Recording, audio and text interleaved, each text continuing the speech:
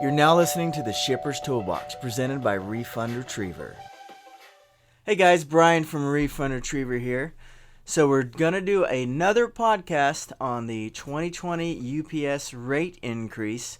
We did one recently about the accessorial fees, but now we're going to go into more of the rate increases for each individual service. So effective December 29th of 2019, the published rates for all PS rates are going to go up.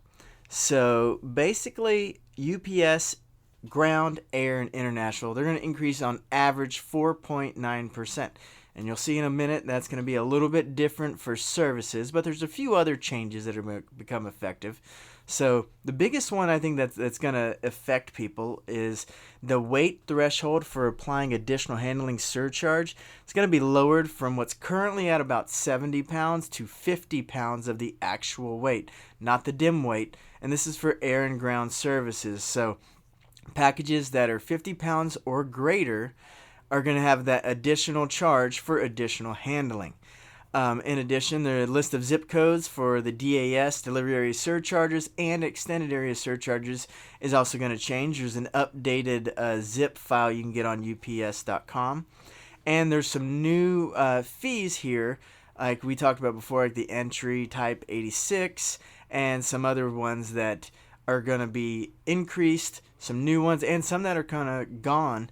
That we talked about before. So let's kind of look at the rate increases. So FedEx already announced their rate increases for 2020. They're 4.9%. So UPS is pretty much matching it. So in addition to the daily rate increases, there's other charges that are going to really hit. So for 2020, the UPS price increase, we kind of split it by individual services. And the service with the highest increase that we've seen is UPS Second Day Air at 6.09%. Second one was 3-Day Select of 5.9%. And I kind of see these as the highest increase because I think that there is more demand for these two services than there's ever been in the past. With the Amazonification of buyers' expectations for e-commerce, not only do they want faster and free shipping, but also they want it as fast as Amazon and Walmart and everybody that's offering second day and next day air as like a standard offering. So more e-commerce sites are going to be forced to use these over ground shipping in order to get that product there as fast as possible. Yet the UPS ground, we only saw a 4.87% increase, and this is across the board for every service or every zone and every weight. The next day or early AM is only 4.82%. So let's look at the UPS ground increase for 2020 for UPS. So basically, across the board, it was 4.87%. And there really wasn't much variation in zone 2 through 8, which are the regular, continental United States. There was a big increase in zone 45 of 5.87%. Zone 45 is Puerto Rico. Zone 46 is like remote Hawaii and Alaska, and that was under our 4.8% at like a 4.37%. Probably because there's not a ton going on there, and there's other surcharges that are in effect for some of those rural locations that are, already very expensive to ship to. Let's look by weight. So by weight, across the board, there is some variation with the highest being in that 51 to 60 pound category, and that was a 5.35% increase. The lowest one was actually the 1 to 10 pound, which is kind of surprising for me, where I thought that would have been the largest increase. But, basically it starts low in the low 4s at 1 to 10 pounds and basically goes up dramatically to that 51 pound mark. And then when it comes across the end, like anything over 100 pounds, like about 4.7% is the increase, which is below that 4.9%. Then we take a look at the express pricing. Early day UPS, next day air, early AM. The real close one, zone 102, so basically real close. Increase is only 2.73%, but you have like zone 124, which is really far away. It's the Puerto Rico, Hawaii. You're shipping far away. Early AM, that goes up to 7.4% increase. The average for early AM was only 4.82%. That's not used very much by our clients, and there's very little discount, if any, that we see for our clients on that. Then you come to next day air. That kind of goes up. Zone 2's down in the 3s, all the way up to the zone 8 at 7.21. That's because it's basically going from coast to coast. Then you have the Saver product, which is, next day air, but it doesn't have to be there by noon. Same thing with the closer zones, 3.85% it starts, all the way up to zone 8 of a 6.9%. So, yeah, of course, the farther it goes, the more expensive it is and the more they're going to charge you. 3-day air, same thing.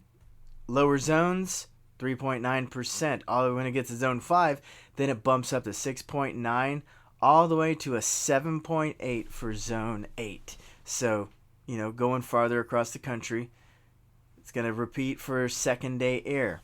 4.68%, and then all the way up to the highest being like a zone 7 of 7.18% increase. Another thing to consider with these is the minimum charge is going to increase. So we've talked about the minimum charge in the past. So every single UPS package that you ship out is subject to a minimum charge. So no matter how great your discounts are, if you're getting a 50% discount on UPS ground and you ship a zone 2 1-pound package, so basically the base rate for that is going to become $8.23. So if you have a 50% discount on ground, you would assume you're going to pay $4.12 for that package. Wrong. There's a minimum in place that says every single package is going to have that $8 minimum. So there's a lot of unrealized discounts in there, and that minimum charge increase is only going to rise. So what are some ways that you as a shipper can mitigate these yearly shipping rate increases? Most companies are going to accept these rate increases without any hesitation because they're going to transfer that cost to their clients.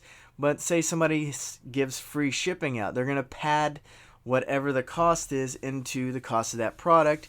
So you might get some more shopping cart abandonment. People are going to see those high, either the price is going to be too large, or never going to put it in the shopping cart, or they're going to get scared away by that large fee to ship that package. So you need to look at some ways to lower the shipping cost. Do what Refund Retriever does. We look for the late deliveries, get refunds back for our clients, but you can also look at what your contract is. Negotiate better rates with UPS.